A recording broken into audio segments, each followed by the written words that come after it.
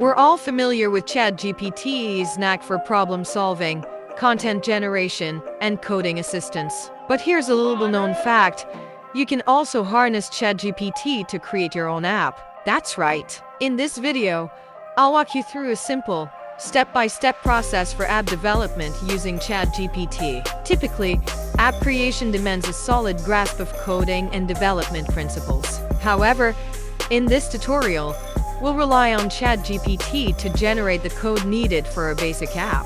Stick around until the end, because I'll also demonstrate how to convert your creation into an APK file. This file can then be installed on your Android device, shared with friends, or even published on the Play Store. Let's embark on our app development journey with ChatGPT. Before diving into the coding process, let's first deliberate on the type of app we wish to create. While there's a plethora of possibilities, we'll opt for a straightforward game app, perhaps something akin to Tic-Tac-Toe. Now, let's engage ChatGPT's prowess to generate HTML, CSS, and JavaScript code tailored to our envisioned two-player Tic-Tac-Toe game. Once we obtain the code, our next step involves testing its functionality using CodeOpen. This nifty tool offers a convenient platform for real-time code evaluation. It's as simple as copying and pasting the HTML, CSS, and JavaScript snippets provided by ChatGPT into their corresponding sections on CodeOpen. This allows us to scrutinize how our code behaves and whether it aligns with our expectations.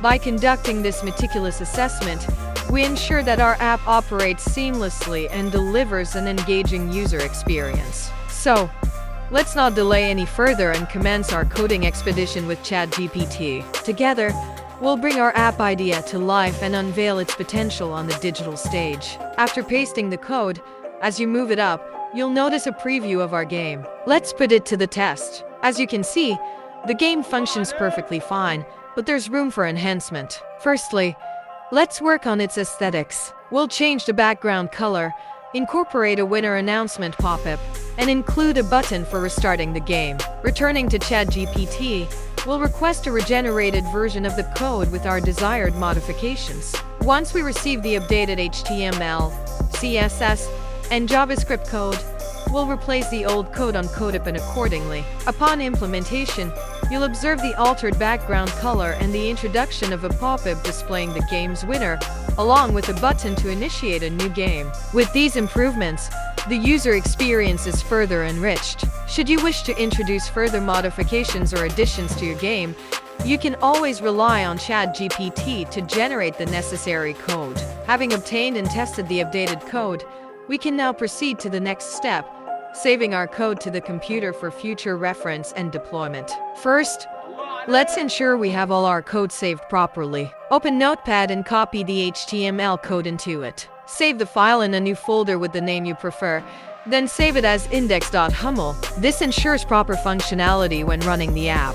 Next, open a new file in Notepad, paste the CSS code, and save it as style.cs in the same folder. Similarly, open another new file in Notepad, paste the JavaScript code, and save it as script.js in the same folder. Once you've completed this step, navigate to the folder where you saved your files. Open the index.yml file in your web browser to ensure the game runs locally. Now that we have our app working locally, let's proceed to save the code to our computer for safekeeping. As promised earlier, I'll guide you on converting this app into a mobile app. To begin, we need to upload the app online. We'll utilize a tool called tinyhost for this purpose. Visit the website and provide a name for your app. For instance, let's name it Tic-Tac-Toe app.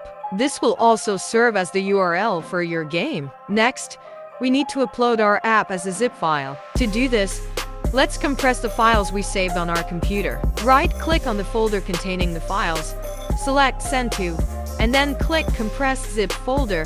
Once the compression is complete, drag and drop the zip file onto the tinyhost website. Click on Google, log into your Google account, and your app will be live. Click on View Site to confirm that your app is now accessible on the internet.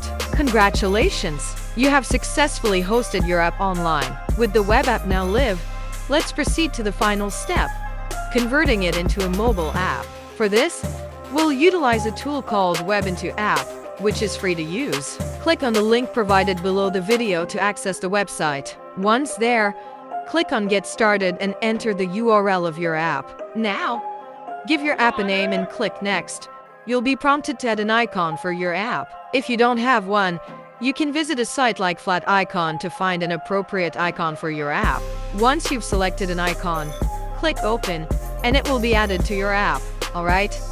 Let's proceed with finalizing the conversion of our web app into a mobile app. After adding the app icon, click on Make App, enter the necessary details, register, and then click on Make App again. Voila! Our web app has now been transformed into a mobile app. Once the conversion is complete, proceed to download the app. Simply click the download button, select Download All Files, and the app will be saved to your computer. Now, let's get the Tic-Tac-Toe app onto our phone. Begin by extracting the zip file on your computer. Open the extracted folder, then navigate to the Android folder. Here, you'll find the APK file. Once you have the APK file, it's time to transfer it to your phone. Open Google Drive in a new tab, drag and drop the APK file into your drive, and it will be uploaded. Once uploaded, download and install the APK file on your phone from Google Drive. To install the app, open the APK file in Google Drive. Click Install, and then Open. Congratulations! Your app is now installed on your phone. That's it. You've successfully created and installed the Tic-Tac-Toe app on your Android device. You can follow the same process to create various apps in just a few minutes. If you found this video helpful, don't forget to give it a thumbs up, leave a comment, and subscribe to the channel for more insightful content. Thank you for watching. Take care, and I'll see you in the next video. Bye-bye.